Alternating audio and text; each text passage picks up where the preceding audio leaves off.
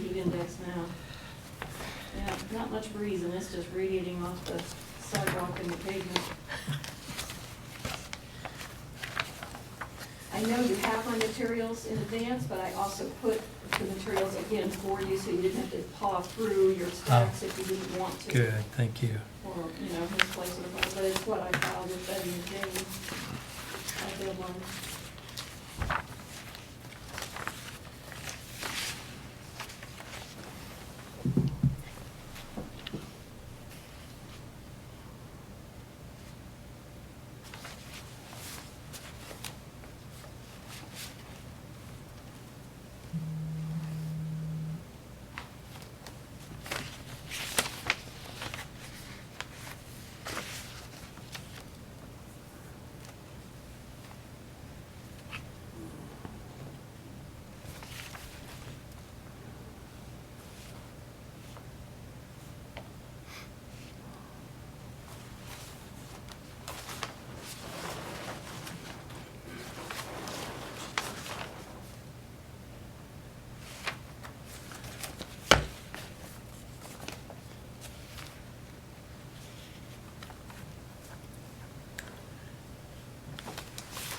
We ready? Are you going on the record?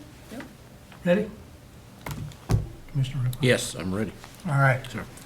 It's 2:30. It's Hear 2:30. from Mary Thomas and CRC. Commissioners, thank you. I know it's been a long day. Two of you are pretty well familiar with this rodeo, but I'll digress a little for our new commissioner. You have materials in front of you. I knew from the beginning in many conversations with Betty, flat budget. I have the privilege of working with almost all of the social service agencies on a weekly, monthly basis, such as Susan Harris, Executive Director for JAAA, Area on Aging. So, and I appreciate her coming out today. In fact, she might be able to answer some questions that I may not. She gets around. So I had a CRC board meeting just a few hours ago. A couple of those folks thought they might pop by, but it's a tough time of the year to try and work everything in. So what's in front of you? I'm going to start with the Shawnee County Advocacy Council on Aging, because that's our big ticket item. And it's the spreadsheet.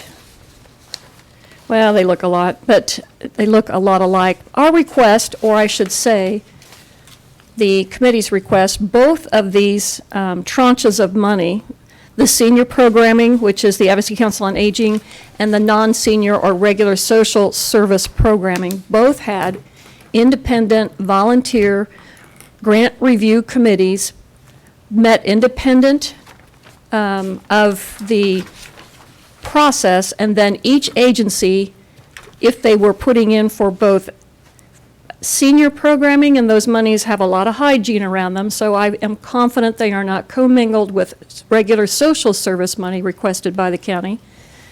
They had opportunity to make presentation on their program to each review committee of about 15 minutes or so, and I can tell you to this day, well, I think we're the only ones that still do that, and they really appreciate the opportunity to highlight their program, give themselves a chance to shine, answer their budget concerns, reiterate how hard they have used the program money they were given the year before if they are with us for several years. And it makes a difference to put a face with what's going on. So we continue that process. I can tell you both committees have met on a combination of about 30 hours and are prepared to yet go back if they need to give some programs a haircut based upon what we've presented. So with the Advocacy Council on Aging, you can see that we looked at requests for $744,000, knocked that back down to $716 after presentation, primarily understanding their work was to try and save money where they could, ask the hard questions, really look the budgets over. So it's a 3.11%, which, it's single digit, but it's still a little bit. And you can see where we were in the 2019 funding, $694. And then looking at the social service programming, this one I don't see quite as often, these agencies, but I put a note out to everyone that requested application that I was aware of and help them understand, don't get crazy. I love a new program and as much as anybody, but this is not the year to go hog wild on the money request. So you can see, we took it down from a 264,000 request to 228, taking that 16.83% increase request down to 0.70. So the committee's worked hard, and I can tell you the hardest part is figuring out who's going to do without and why. And before I address any further, I want to make you aware, because this is where your phone calls are going to come in.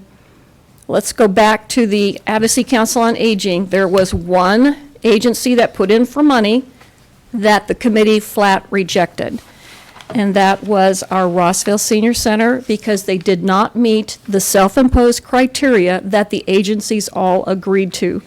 And for lack of meeting criteria, the application was moot in the eyes of the committee. But it was addressed at length. Knowing that, to preserve their opportunity, because they had filed their Advocacy Council on Aging application timely, and the social service and the senior programming applications are very similar, I took their application and filed it timely, knowing that their applicant or grant writer was out of the country on holiday.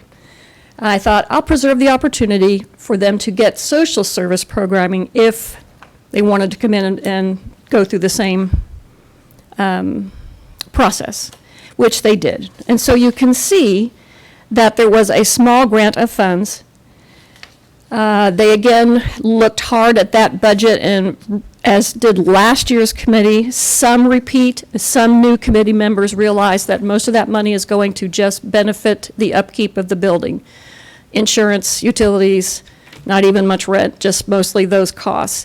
I met specifically with several folks in Rossville. In April, I drove out there to visit with them about, here's your problems that I'm aware of that's reported back to me. Here's some ways that you might be able to make some correction.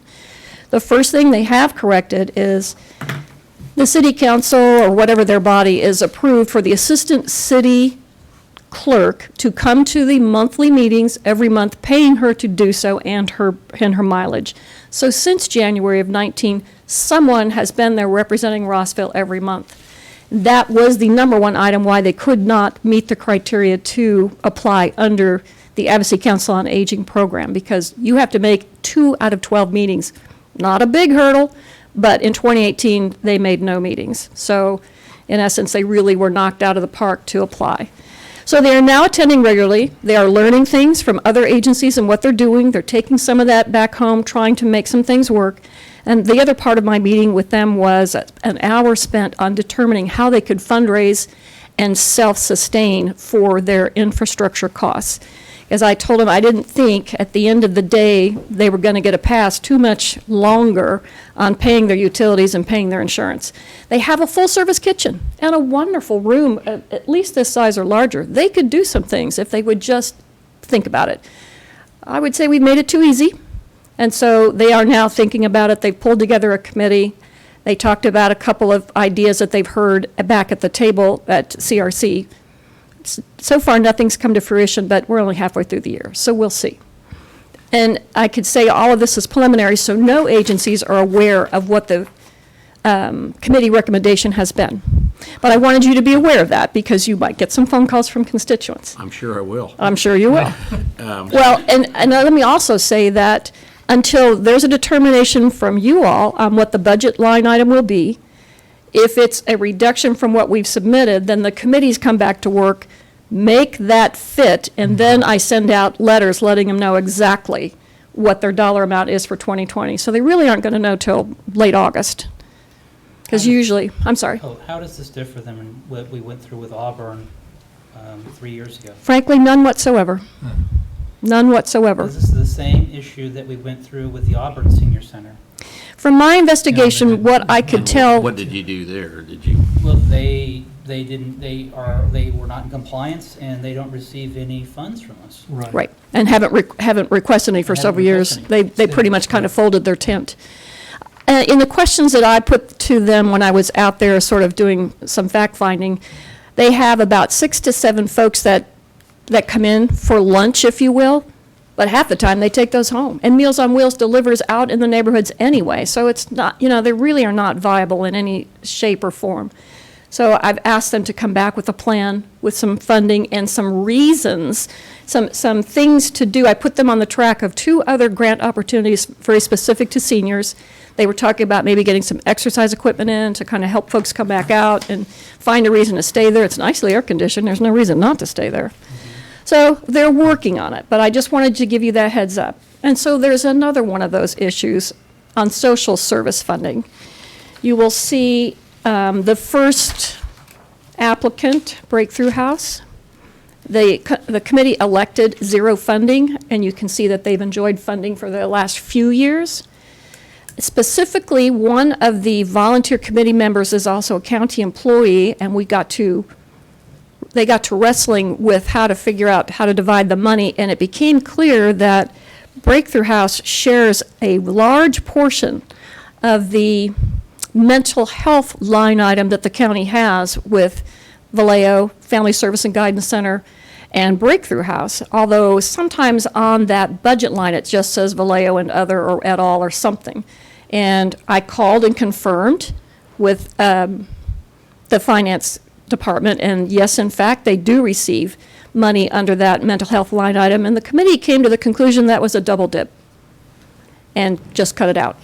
And that would be my letter back to them with a little more flowering on it, but, in essence, the other agencies that share that mental health line item do not put in for separate county money, regardless of whatever other programming they have. And I felt that was fair. So I wanted to point that out to you because you'll maybe get a phone call there. And Bill, just Commissioner Rippon, for your information, when we get to, CRC will bring us a recommendation, and then we will make a vote on it. So this is not what we would actually take a vote on today. Correct. But, the actual, the only thing we're discussing today or during the budget would be the amount that would be set aside for social services and the amount that would be set aside for aging and elderly. At a separate commission meeting, CRC will come, they'll make a presentation, and we could adopt their recommendation, or we can Tweak it. tweak it. Yeah. So, we don't have, today, we don't have to say who gets what, but really more looking at the overall needs of the community. That's And correct. just to kind of, Mr. Chair, sorry to jump in there, No, but that's just to, okay. Yep. just to kind of, Yeah. Thank you. And Yes. whatever number we come up with, they will go back and Yep. make the discussion as Right. far as. Right, the committees will go back to work with Prorating. whatever number you decree Prorating. the line item will be, and if they need to make some adjustments, that's what I come back with. While you approve the budget and the overall amount of the line item, I come back with how it's going to be dispersed, and that's when you get to say, yeah, yay or nay, or up or down. and that's what, we have the contract with CRC to provide all of those administration of the monies for. You're exactly right. So we can blame them. Yes, Yes. well, no, yeah. Got my shoulder pads on today, I'm good. So that then leads me to letter number 3, if you will, which is the CRC contracts, which, again, we thank you for the confidence in CRC to allow us to continue to manage this process for you. We have done that for several years, since before my time. We did not put in for a budget increase on anything. We have also expanded our role, if you will. These agencies need, well, with the exception of the agency in the room, many of them need a lot of hand-holding. And I do a lot of work on the side to try and help, direct, to guide, to suggest, to encourage. And they are making great strides. In fact, I brought one item only, because I know it's the end of your day.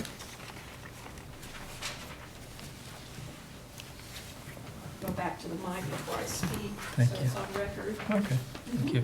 Oh, then I'll digress for just a moment. I brought demonstrative evidence. Nothing speaks louder than the volumes of paper that those committees go through, and I tell you honestly, they are earnest in their work.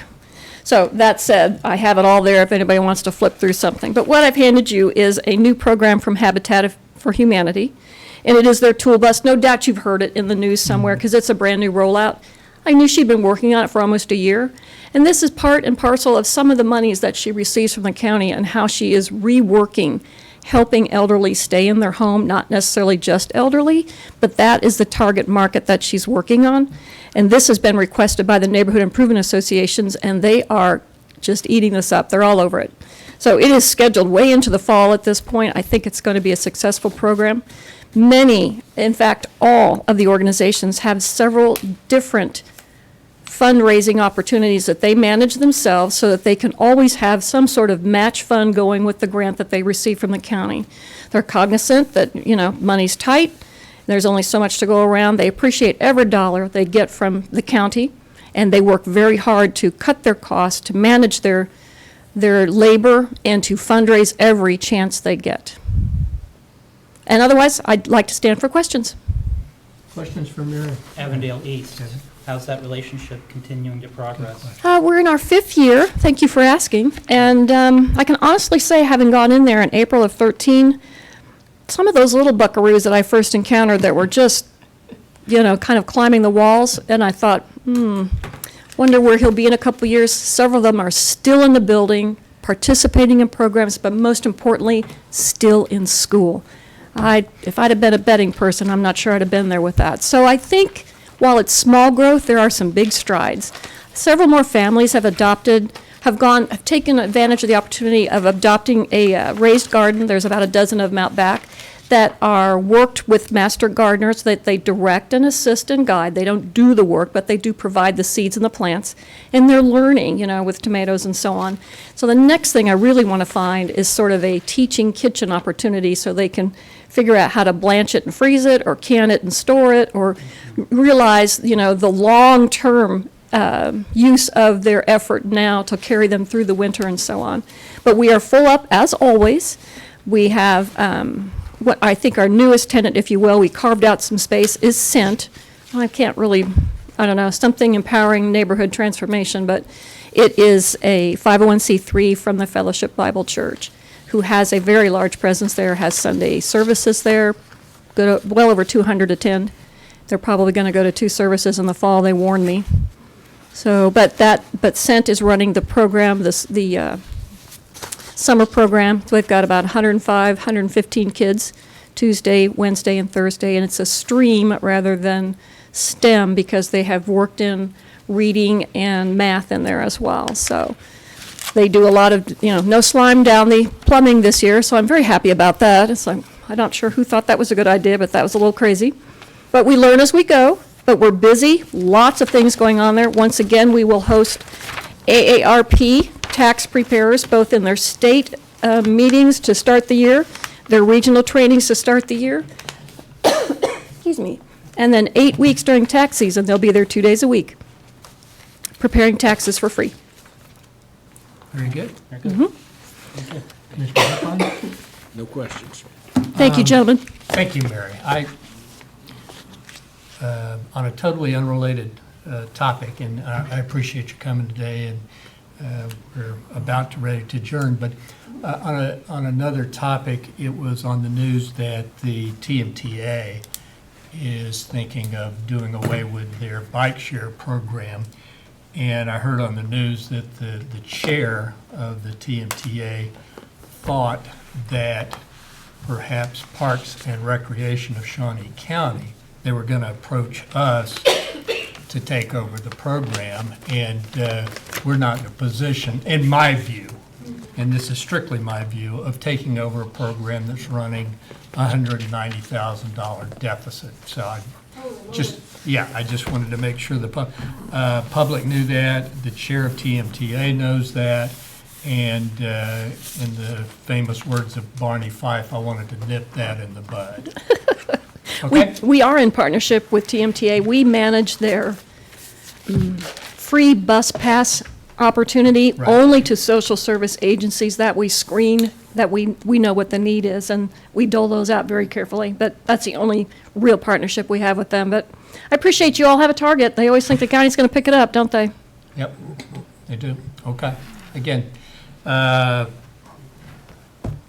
we have meetings, budget hearings tomorrow morning starting at 10 o'clock, where we'll talk to the Conservation District, Helping Hands, Humane Society will be on at 10:30, the Fair Association at 11, and then district courts and the drug courts will be at 1 o'clock, and that will be our schedule for tomorrow. Thank you for tuning in. Thank you for coming. If I could do a sidebar off Of course. record. the county fair board, I listened to their presentation last year, heard a couple of problems, approached them, we met. They are now one of the incubating 501c3s or charitable organizations under CRC. They've been mining for money, that we have reorged some of their stuff, and they've allowed us to kind of help them with some marketing, some other guidelines, and they're really looking much different this year. So I think it's a good Good deal. partnership. Good deal. Thank you, Mary. You're welcome. Send them my way if they need some help. Mining for money, I like that. That's all we do is mine for money.